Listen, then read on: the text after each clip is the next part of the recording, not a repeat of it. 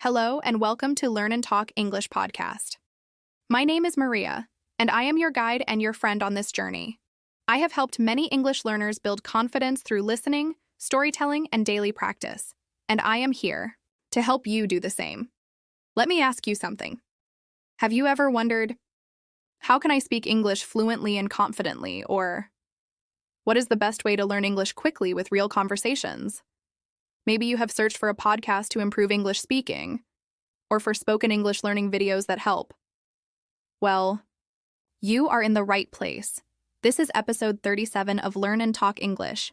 It is a powerful podcast for English fluency.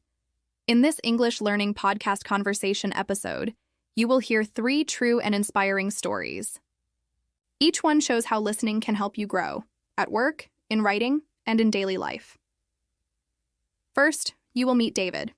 He is nervous about a meeting at work, but he learns how listening carefully can change everything. Then, you will hear about Emily. She wants to apply for her dream job, but she does not know how to write a professional email in English. By listening to people at work and learning the phrases they use, she becomes more confident and gets the job. And finally, you will follow Ahmed. He moves to a new country with his family, and everyday life feels difficult. But by listening daily, at the bank, in the store, and at school, he slowly becomes confident, calm, and connected. Each story is followed by helpful vocabulary, daily use English sentences, and practical tips that you can start using today. So, if you are looking for a spoken English learning videos podcast, a podcast to improve your English, speaking, a daily English vocabulary booster, or a calm and clear learning English meditation podcast channel, this is for you. These stories are not just for listening.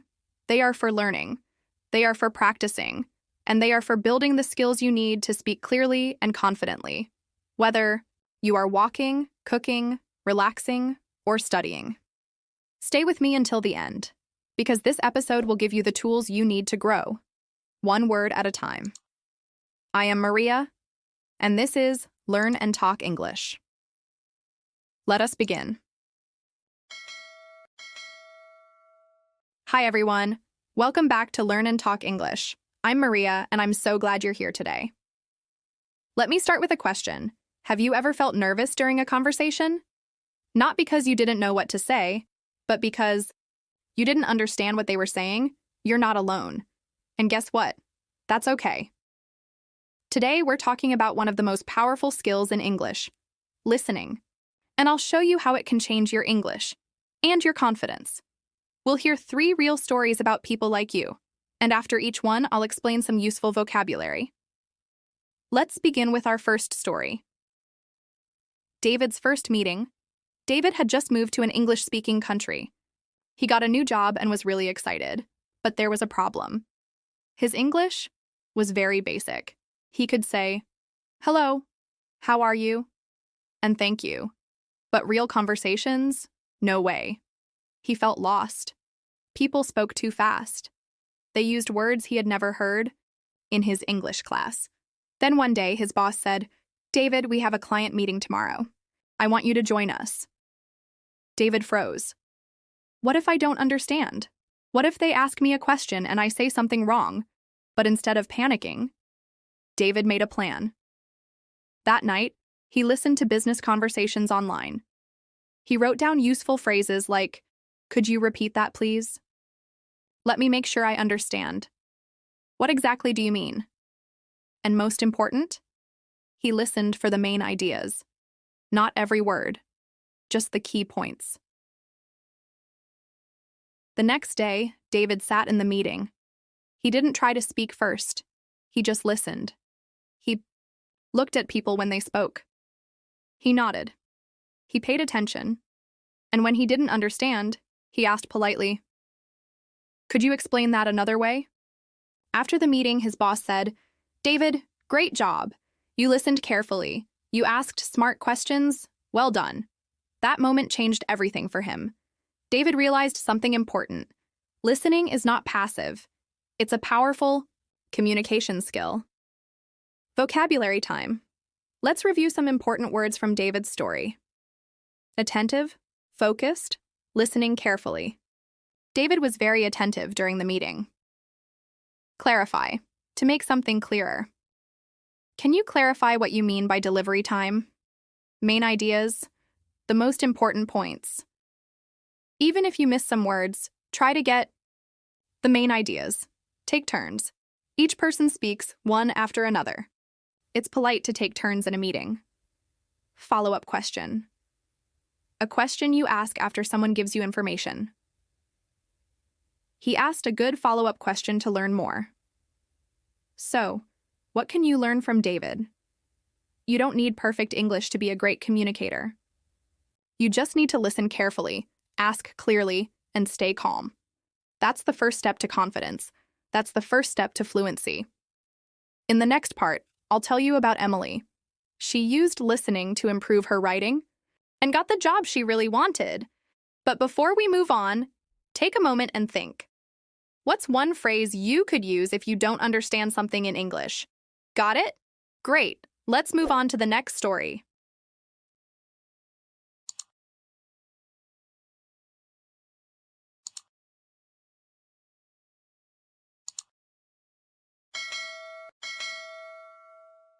Hi again. It's Maria. I'm so glad you're still here with me. Let me ask you something. Have you ever needed to write an important message in English, but you weren't sure how to start or how to sound polite and professional? Maybe you opened your computer and just stared at the screen not knowing what to write. That's exactly what happened to Emily. Emily is a smart and talented woman. She speaks English quite well in conversations, but when it comes to writing emails for work, she often feels unsure. One day, she saw a job posting that seemed perfect for her. It was in a company she had always admired. The job matched her skills exactly. She got excited. She wanted to apply right away. But then, she saw the application instructions. Send us a professional email with your CV and cover letter. Emily froze. She had never written a formal job email in English. She didn't want to sound too casual, or worse, make a mistake that might seem rude. At first, she looked online for examples, but the templates didn't feel natural to her. So she decided to do something smarter. She started listening. She paid close attention to how people wrote and spoke at work. She read the emails her coworkers sent. She noticed the phrases her boss used in meetings. And she even started watching YouTube videos of job interviews and business communication tips. Emily didn't copy anything exactly, but she listened for the tone, the structure, and the words people used when they were being formal and respectful. She noticed something important. Professional emails usually start with a polite greeting, like, "Dear Mr. Smith," or, "Good morning, I hope you're doing well." They don't use slang or shortcuts. They use full sentences and clear expressions, and at the end, they always include a polite closing, like, "Best regards," or, "Sincerely." She also saw how people introduced themselves briefly, explained why they were writing, and thanked the reader for their time.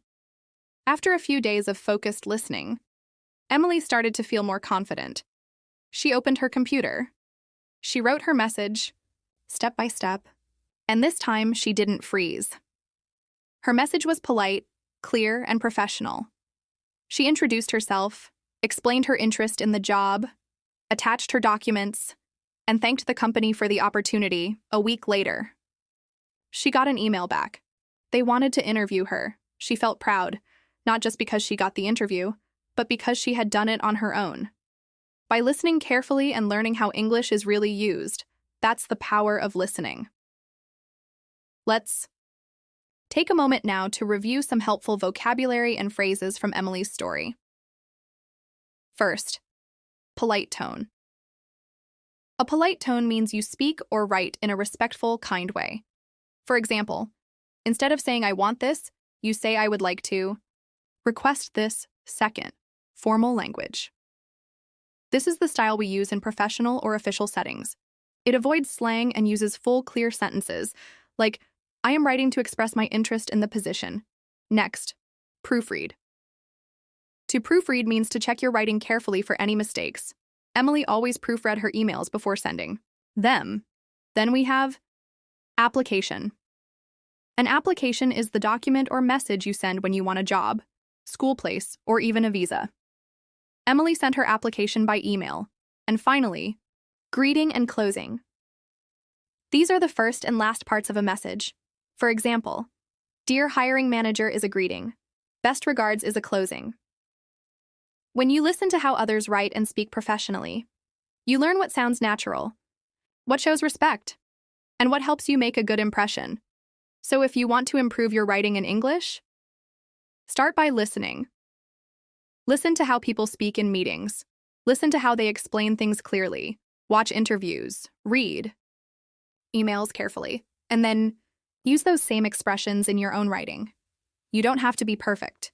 You just have to pay attention. That's how Emily did it. And you can too.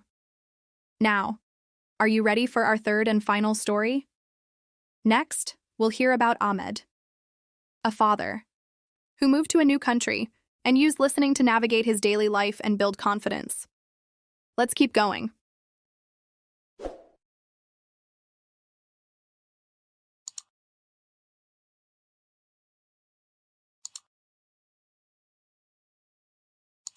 Welcome back. It's Maria again. So far, we've talked about David, who used listening to succeed at work, and Emily, who improved her writing and got the job she wanted. Now it's time for our final story. This one is about a man named Ahmed, and it's one of my favorites, because it shows how listening can help you feel at home in a new place, even when everything feels unfamiliar. Ahmed moved to Canada with his wife and 2 young children.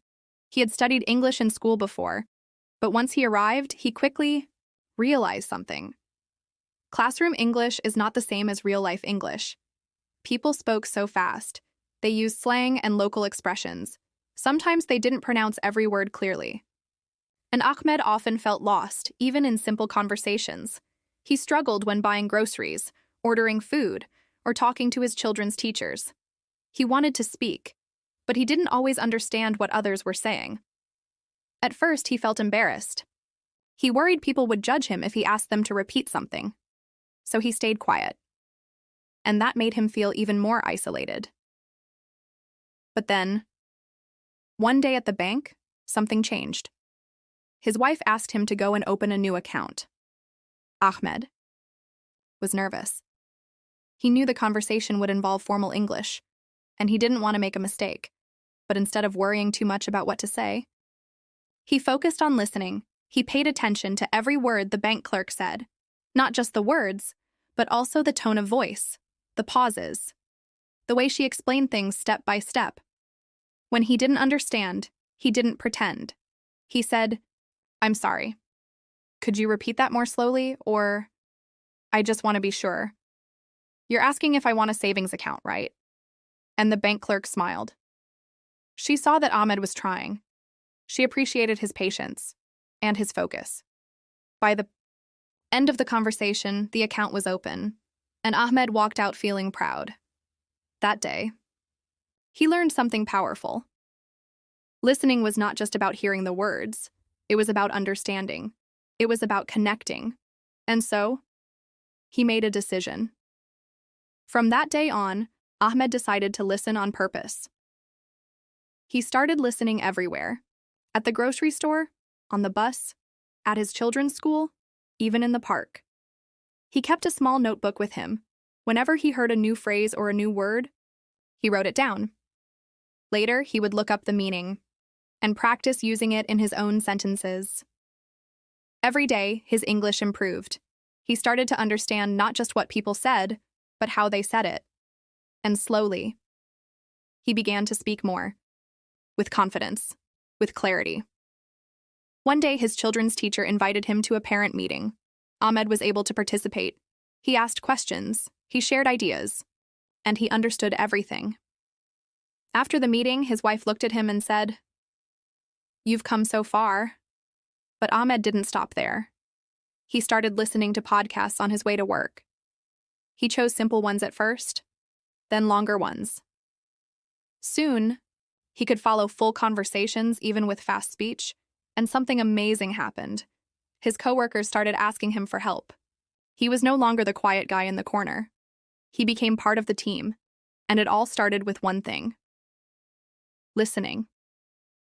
Now, let's take a moment to review some useful vocabulary from Ahmed's story. First, assist. To assist means to help. The bank clerk said, "How can I assist you today?" Next, transaction. This is an action related to money, like withdrawing cash or opening an account. Ahmed asked about transaction fees. Then, repeat, to say something again. Ahmed often asked, "Could you repeat that, please?" Restate. To restate something means to say it again in different words. He used this to check if he understood correctly. Tone of voice. This means the way someone says something, not just the words but how they sound. Is it kind, serious, friendly? Ahmed listened to the tone to understand better. So, what can we learn from Ahmed? You don't need perfect grammar to understand people. You don't need to speak all the time. You just need to listen. Carefully, patiently, and with curiosity. And the more you listen, the more your brain learns the rhythm of English, the words, the expressions, the way people really speak. You learn faster, you speak more clearly, you feel more confident, and you start to connect, not just with the language, but with the people around you. Before we finish today, I have a message just for you. If you've been enjoying these stories, and if you want to keep improving your listening and speaking skills, keep listening to Learn and Talk English. We create these episodes for you, to help you practice real English, to feel inspired, and to learn at your own pace. So please, like this episode, share it with your friends, and follow the podcast so you never miss a new lesson. And if you want to support this show, leave a quick review. It helps us reach more English learners just like you. You're doing great. Keep going. And remember, the more you listen, the better you speak. I'm Maria, and I'll see you in the next episode of Learn and Talk English. Take care, and happy listening.